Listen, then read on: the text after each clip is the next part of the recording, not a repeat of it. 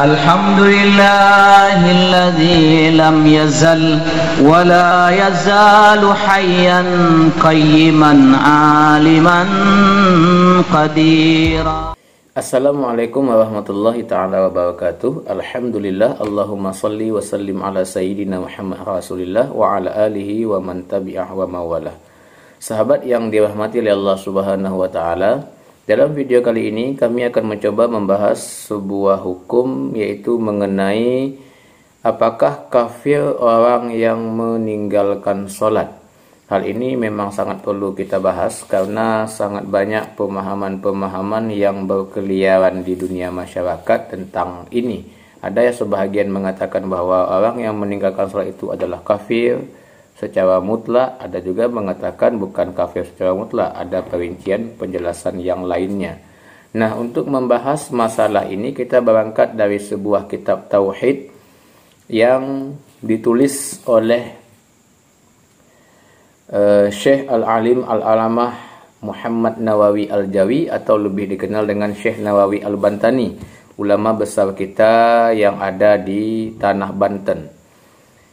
Kemudian cetakan yang ada pada saya itu cetakan Al-Haramain di halaman yang ke-14. Sebelum kita membahas masalah apakah orang yang meninggalkan salat itu kafir atau tidak, maka terlebih dahulu kita harus mengetahui apakah itu kafir. Maka dalam pemahaman Ahlussunnah wal Jamaah, kafir itu lawan daripada iman. Maka seperti barat dan timur, dalam pemahaman Ahlussunnah wal Jamaah, kafir tidak akan bisa bercampur dengan iman. Orang mukmin bukanlah orang kafir, orang kafir sudah pasti bukanlah seorang mukmin. Kemudian beliau menjelaskan, bismillahirrahmanirrahim, wa ammas salatu was-saumu waz-zakatu wal hajju fahiya syartun. Dan adapun bermula salat dan puasa dan zakat dan haji, maka dia itu syarat sempurna alal mukhtari inda ahli sunnati. Faman tarakaha wa i'taqada wujubaha alaihi aw taraka wahidan minha kadzalika fahuwa mu'min kamil. Syekh Nawawi Al-Bantani mengatakan bahwa salat, puasa, zakat dan haji itu semua syarat sempurna iman, bukan syarat sahnya iman. Dengan kata lain, apabila dia tidak melakukan perbuatan-perbuatan tersebut, imannya tetap sah, berarti dia masih seorang yang beriman, bukan seorang yang kafir. Ini adalah pendapat yang dipilih oleh ulama-ulama ahli sunnah. Yang mengatakan ini adalah Syekh Nawawi Al-Bantani, ulama besar kita yang ada di Banten, yang digelar dengan sultannya ulama Hijaz. Beliau sangat dipuji-puji oleh dunia di zaman beliau. Beliau ahli tafsir karena beliau juga menulis kitab tafsir. Beliau ahli hadis karena beliau juga menulis kitab hadis, yaitu diantaranya kitab Tanqihul Qaul, Syarah Lubabil Hadis Imam Asyuti. Juga beliau juga ahli fikih. Beliau juga ahli di bidang tauhid, seperti sekarang kita menggunakan tauhid yang ditulis oleh beliau. Bagi sahabat yang mau kenal Syekh Nawawi Al-Bantani, bisa searching di Google. Kemudian beliau mengatakan bahwa maka barang siapa yang meninggalkannya solat dan ia meyakini akan kewajiban solat tersebut atasnya, atau ia meninggalkan salah satu daripada solat, maka orang itu adalah orang yang beriman. Pertama, Syekh Nawawi Al-Bantani mengatakan kalau dia meninggalkan solat atau dia meninggalkan semua solat, tetapi dia masih meyakini bahwa solat itu wajib, bukan tidak wajib, maka orang ini dia masih dihukumi dengan hukum orang yang beriman. Berarti dia masih, apabila dia meninggal, dia wajib disolatkan, kemudian dia wajib dimandikan, kemudian dia wajib dikafankan, kemudian dia berhak untuk dikuburkan di pemakaman muslim. Kemudian ahli warisnya mendapat daripada harta warisannya. Sahabat yang dirahmati Allah Subhanahu wa taala. Kemudian Syekh Nawawi Al-Bantani lebih menjelaskan dalam kitab Qatrul Gaisi, beliau mengatakan wa in tarakaha, dan jika meninggalkan salat karena sebab mengingkari daripada kewajibannya, atau syakkan fi wujubiha fahuwa kafirun ijma'an, atau dia ragu pada kewajiban solat tersebut, maka orang ini orang ini kafir secara ijma'. Kata Syekh Nawawi Al-Bantani, yang kedua, kalau orang itu meninggalkan solat karena sebab dia mengingkari bahawa solat itu adalah kewajiban pada syariat agama Islam, atau dia ragu bahawa solat itu wajib atau tidak, yang 5 waktu maksudnya, maka orang ini kafir secara kesepakatan para ulama, sahabat yang dirahmati oleh Allah Subhanahu wa taala. Karena memang jika kita membuka kitab-kitab fikih 4 mazhab, maka di semua keempat imam mazhab itu, yaitu Imam Malik, Imam Hanafi, Imam Syafi'i, dan Imam Hambali, keempat-empat orang ini menyatakan bahawa kalau ada orang yang meninggalkan solat secara sengaja, maka keempat-empat imam ini mengatakan orang ini wajib disuruh taubat. Jadi tidak langsung dihukumi kafir, disuruh taubat dulu. Kemudian apabila dia tidak mau bertaubat, maka pendapat daripada Imam Syafi'i dan Imam Maliki, orang ini harus dihukum had, dia harus dihukum bunuh. Setelah dia dibunuh, maka dia tetap seorang mukmin, berarti penyelenggaraan jenazahnya masih seperti penyelenggaraan seorang mukmin. Kemudian kalau pendapat Imam Hanafi, apabila dia disuruh taubat, dia tidak mau bertaubat, maka dia harus dipenjara. Kemudian menurut pendapat Imam Ahmad bin Hanbal, apabila dia disuruh taubat, dia tidak mau bertaubat, maka dia hukum bunuh. Dan apabila dia sampai ke tingkat dihukum bunuh, maka dia dihukumi sebagai kafir. Di pemahaman Imam Ahmad bin Hanbal, lebih tegas kalau kita lihat. Maksud lebih tegas, Imam Ahmad mengatakan kalau dia tidak mau bertaubat, sampai ke tingkat dia mau kehilangan nyawanya daripada mau mengganti solatnya, berarti dia ini sudah sampai ke tingkat kafir. Sahabat yang dirahmati Allah Subhanahu wa taala. Makanya keempat imam mazhab ini sepakat hukum mengganti solat wajib. Misalnya kita meninggalkan solat fardu maghrib, maka kita wajib mengganti solat fardu maghrib tersebut. Kesepakatan 4 mazhab. Karena ada juga pemahaman yang berkeliaran di masyarakat kita bahawa orang yang meninggalkan solat tidak wajib mengganti solatnya. Kenapa? Karena orang tersebut kafir. Jadi kalau orang kafir mana boleh solat? Ya, kalau dia taubat, maka dia sudah Islam kembali, maka dia tidak perlu mengganti solatnya lagi. Tapi beda dengan pemahaman keempat imam mazhab dalam memahami hal ini. Keempat imam mazhab, apabila ada orang yang meninggalkan solat tidak langsung kafir, tapi suruh taubat dulu. Kalau dia taubat, maka sepakat keempat-empatnya dia masih orang yang beriman. Tapi kalau dia tidak mau bertaubat, maka penjelasan seperti yang saya sebutkan tadi. Mengenai hal ini, sahabat bisa melihat penjelasannya di antaranya di kitab yang ditulis oleh Syekh Al-Alamah Muhammad bin Abdurrahman Ad-Dimashqi yang berjudul Rahmah al-Ummah fi Ikhtilafi al-Immah. Ya, sahabat boleh melihat di situ atau di kitab-kitab fikih mukawinah mazhab yang lainnya. Kemudian timbul pertanyaan, bukankah dalam hadis baginda Nabi Muhammad SAW sudah jelas dengan sangat terang-terangnya Nabi mengatakan orang yang meninggalkan solat adalah kafir. Kenapa kita katakan lagi beriman?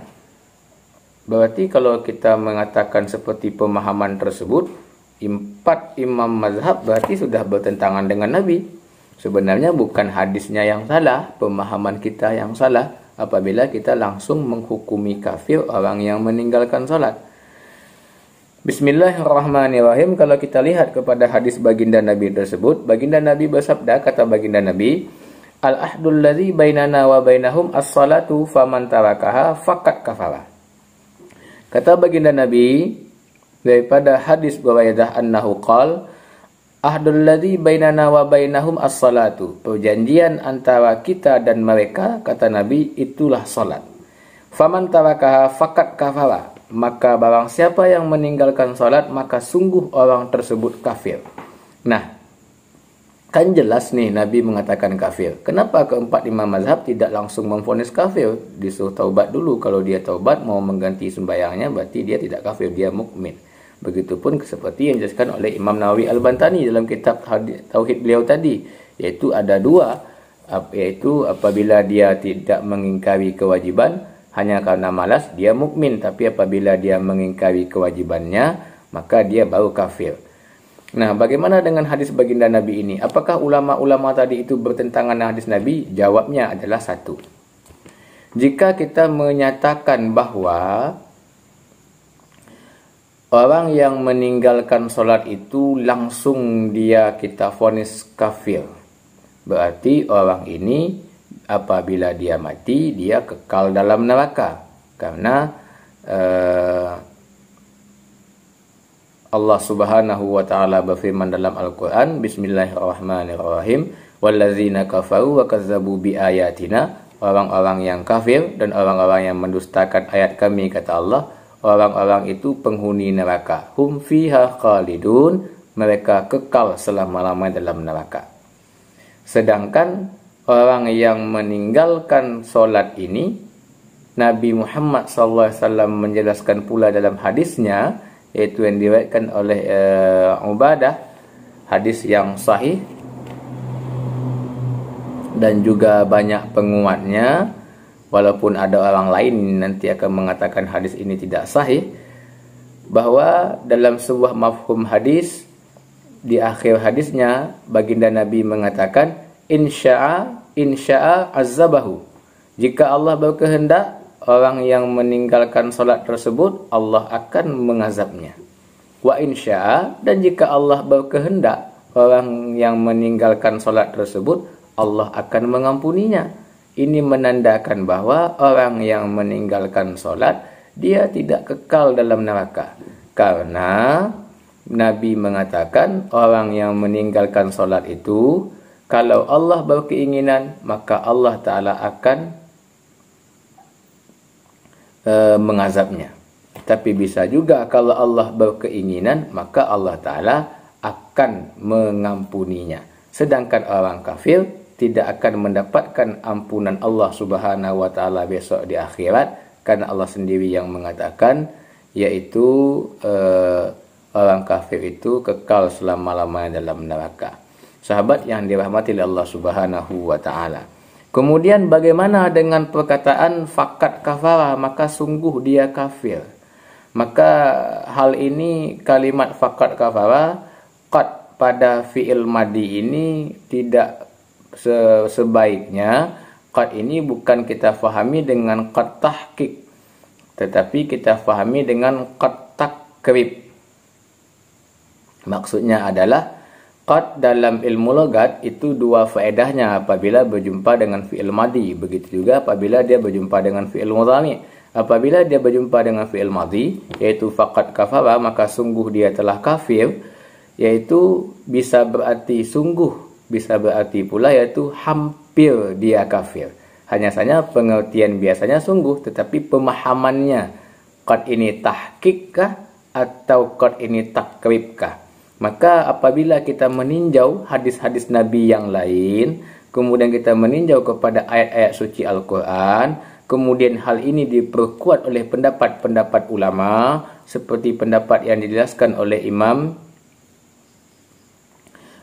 keempat mazhab, yaitu Imam Hanafi, Imam Maliki, Imam Syafi'i, dan Imam Hambali, maka qad di sini harus kita pakai menggunakan kaedah yaitu qad takrib, bukan tahqiq, yang artinya faman tarakaha faqad kafara, maka barang siapa meninggalkan solat, faqad kafara, maka hampir dia kepada kekafiran, dekat dia kepada kekafiran. Orang yang dekat kepada kekafiran, dia belum kafir. Orang yang dekat kepada laut, dia belum berada di laut.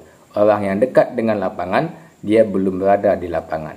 Orang yang dekat dengan kekafiran, dia belum kafir. Kenapa? Kita harus memahaminya fakat kafara ini kat takrib, bukan tahqiq, maka sungguh dia kafir, berarti sudah langsung jadi kafir, seperti penjelasan yang tadi.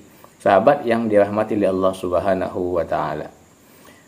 Hal ini seperti contoh di kalimat qamat. Setelah kita azan, kita qamat. Ada kalimat yaitu qad qamatis salah. Qad qamatis salah. Kalau secara artinya adalah qad qamatis salah, sungguh telah didirikan salat. Qamat adalah kalimat fi'il madi. Fi'il madi ini menyatakan yaitu sesuatu yang sudah terjadi.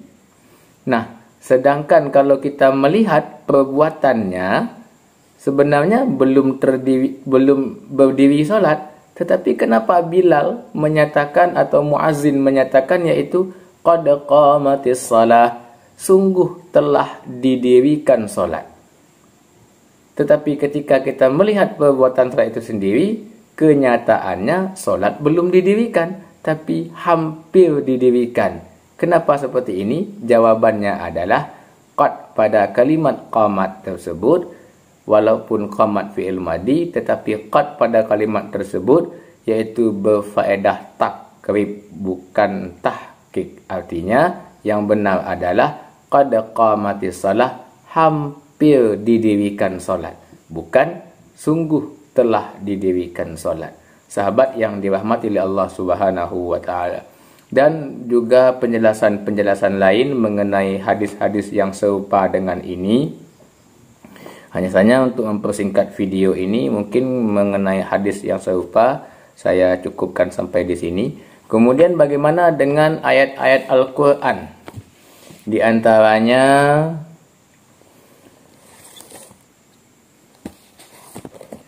yang disebutkan oleh Allah Subhanahu wa taala dalam surat Al-Mudaththir. Sebentar saya cari kitab kita.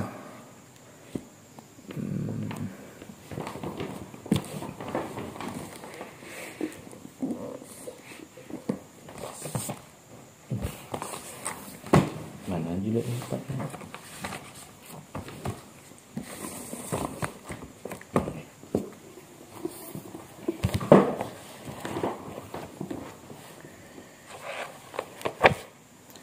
Kemudian bagaimana disebutkan dalam Al-Quran, yaitu surah Al-Mudaththir, Bismillahirrahmanirrahim, ayat yang ke-42 sampai kepada ayat 48. Bismillahirrahmanirrahim. Allah Ta'ala berfirman, yaitu Ma salakakum fis saqar? Qalu lam naku minal musallin wa lam naku nut'imul miskin wa kunna nakhudu ma'al khaidin wa kunna nukadzibu biyaumiddin hatta atana al-yaqin fama tanfa'uhum syafa'atus syafi'in. Di sini dinyatakan bahwa orang-orang penghuni surga bertanya kepada orang yang berada dalam neraka. Imam Jalaluddin Asyuti mengatakan bahwa orang penghuni surga bertanya kepada penghuni neraka, yaitu sesudah Allah Ta'ala mengeluarkan orang-orang yang bertauhid dari neraka tersebut. Jadi dalam penghuni neraka itu besok ada dua jenis manusianya. Ada yang kafir, ada yang mukmin. Kafir maka dia selama-lamanya dalam neraka. Mukmin walaupun dia beriman tetapi dia bermaksiat kepada Allah, maka dia masuk dalam neraka. Setelah dia di dalam neraka diazab karena melakukan maksiat, kemudian dia dimasukkan oleh Allah Ta'ala ke dalam surga. Nah, setelah dimasukkan dalam surga tersebut, maka orang-orang penghuni surga bertanya kepada penghuni neraka, yaitu Ma salakakum fis saqar? Apa yang menyebabkan kalian berada di neraka sakar? Kemudian mereka menjawab, qalu, kata penghuni neraka, tiadalah kami yaitu daripada orang-orang yang melakukan solat, dan tiadalah kami daripada bagian orang yang memberi makan orang miskin. Maksudnya orang miskin di sini yaitu maksudnya tidak memberi makan sini dijawab oleh Imam As-Sawi dalam kitab Hasyiah beliau, yaitu diantaranya zakat. Berarti kewajiban memberi makan yang wajib atau sebuah kewajiban. Kemudian wa kunna nakhudu ma'al khaidin, kemudian wa kunna nukadzibu biyaumiddin sampai ayat yang selanjutnya. Nah, bukankah jelas bahwa di ayat di sini dikatakan bahwa orang yang meninggalkan solat tersebut adalah orang kafir? Karena dikatakan bahwa qalu lam naku minal musallin, kata mereka orang kafir, tidak adalah kami daripada orang-orang yang melakukan solat. Berarti kan ini orang-orang kafir berarti. Jawabnya bagaimana? Nah, dalam menjawab hal ini kita buka kitab fikih. Karena biarlah ulama yang menjawab, jangan kita yang menjawab. Di antaranya kita membuka kitab I'anatul Talibin. Penulis kitab I'anatul Talibin ini ulama besar yang ada di Arab. Makanya kita sedikit merasa heran kenapa ulama-ulama yang ada di Arab Saudi saat ini berbeda dengan ulama-ulama yang ada di Arab Saudi pada zaman dahulu. Nah, hanya saja kalau kita lebih mempercayai ulama-ulama zaman dulu karena dia lebih dekat kepada baginda Nabi Muhammad SAW dari sisi masanya.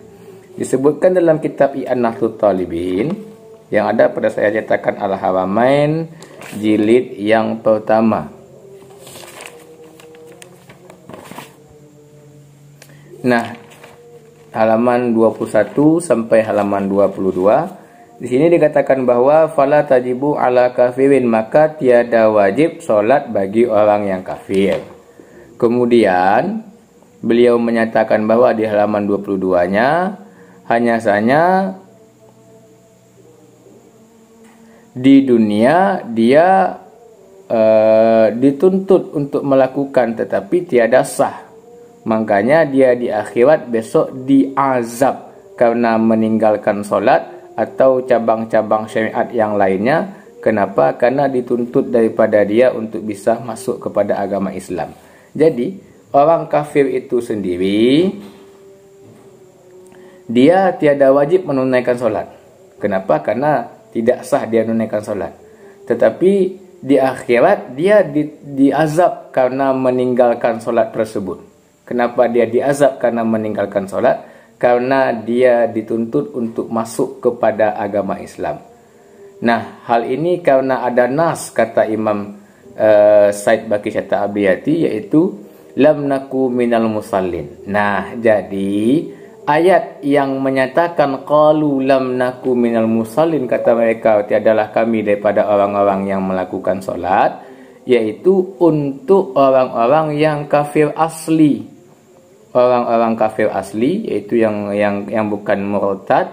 Bagi kafir asli itu dia memang tidak wajib melakukan solat ketika di dunia, tetapi dia diazab karena meninggalkan solat tersebut. Kenapa?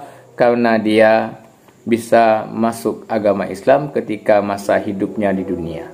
Sahabat yang dirahmati oleh Allah Subhanahu wa taala, yang sudah berbunyi masjid, jam di tempat saya sekarang jam 4:30, hampir subuh. Mungkin kita selesaikan sedikit lagi. Jadi mengenai surat Sakar tadi, mengenai surat Al-Mudaththir tadi, penjelasannya adalah yang berkata tersebut memang orang kafir asli, bukan orang Islam yang meninggalkan solat sehingga dia menjadi kafir. Oh, bukan. Memang orang-orang kafir asli. Karena orang kafir asli yaitu orang yang memang sudah kafir, bukan dia seorang muslim. Dia ini memang tidak wajib solat karena tidak sah solat bagi dia, tetapi dia dituntut untuk melakukan solat sehingga dia diazab besok di akhirat karena meninggalkan solat tersebut. Hadirin yang dirahmati Allah Subhanahu wa taala. Kemudian yaitu Allah Ta'ala berfirman yang bunyinya fawailul lil musallin. Maka penjelasan yang tersebut jika kita melihat dalam kitab tafsir, sebenarnya hal ini kalau kita mau mengikuti para ulama-ulama yang mu'tabar, artinya ulama-ulama yang terpercaya, tidak keluar daripada 4 mazhab lah, atau ulama-ulama yang betul-betul yang terjamin, maka tidak akan susah untuk memahaminya, tidak akan terjadi cekcok dan sebagainya. Makanya dari dulu sampai sekarang para keempat mazhab itu baik pengikut-pengikutnya aman sentosa saja, tidak ada perdebatan yang fatal antara mereka semua. Nah, mengenai apa yang disebutkan dalam surat Al-Ma'un, Bismillahirrahmanirrahim, fawailul lil musallin, yaitu yang ada pada saya, yaitu kitab tafsir Hasyiah As-Sawi. Yang menulis tafsir ini adalah ulama dalam mazhab Maliki, sedangkan saya bermazhab Syafi'i. Makanya walaupun saya mazhab Syafi'i, tapi ulama-ulama yang bermazhab baik dia Maliki, Hambali maupun dia Hanafi, maka ilmunya kita gunakan. Sedangkan untuk beramal memang betul kita beramal dalam fikih mazhab Syafi'i. Nah, sedangkan penjelasan daripada yaitu maka fawailul lil musallin, celaka bagi orang yang solat, yaitu orang-orang yang lalai daripada solatnya.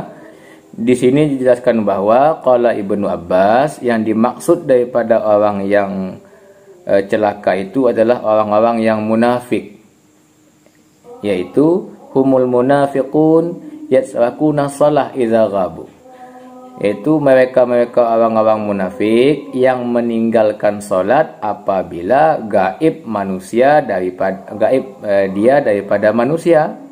Wa yusallunaha fil alaniyati idza hadar, kalau ada orang dia solat, kalau tidak ada orang dia tidak solat. Nah, inilah yang dimaksud oleh Ibnu Abbas, sahabat baginda Nabi Muhammad sallallahu alaihi wasallam. Jadi bukan yang lain dan sebagainya. Sahabat yang dirahmati Allah Subhanahu wa taala, maka yang dimaksud celaka adalah orang yang tersebut. Tapi di sini tidak disebutkan bahwa difahami dengan kafir, seperti yang disebut-sebut oleh orang-orang yang ada saat ini, langsung vonis sedikit-sedikit kafir, sedikit-sedikit kafir. Maka menurut hemat saya, seperti yang apa kita jelaskan tadi, yaitu hukum meninggalkan solat. Yang pertama, apabila dia meyakini kewajiban solat, maka dia dihukumi sebagai mukmin yang bermaksiat, dia berdosa besar dan wajib kita suruh untuk bertaubat. Kemudian apabila dia tidak solat karena mengingkari kewajibannya atau ragu, maka orang ini dipahami dengan seorang kafir secara ijma' kesepakatan para ulama. Dan apakah benar orang yang meninggalkan salat langsung kafir tanpa ada perincian sama sekali? Maka seperti yang kita jelaskan tadi, baik dari hadis-hadis baginda Nabi maupun ayat-ayat suci Al-Quran. Semoga apa yang saya bahas bisa bermanfaat untuk sahabat semuanya. Apabila ada pertanyaan boleh dikomentari di bawah. Jika jawabannya singkat, mungkin saya hanya membalas dengan komentar pula. Jika jawabannya panjang, maka saya akan membalasnya mungkin dalam bentuk sebuah video. Saya mohon maaf atas segala kekurangannya. Wabillahi taufiq wal hidayah. Assalamualaikum warahmatullahi wabarakatuh.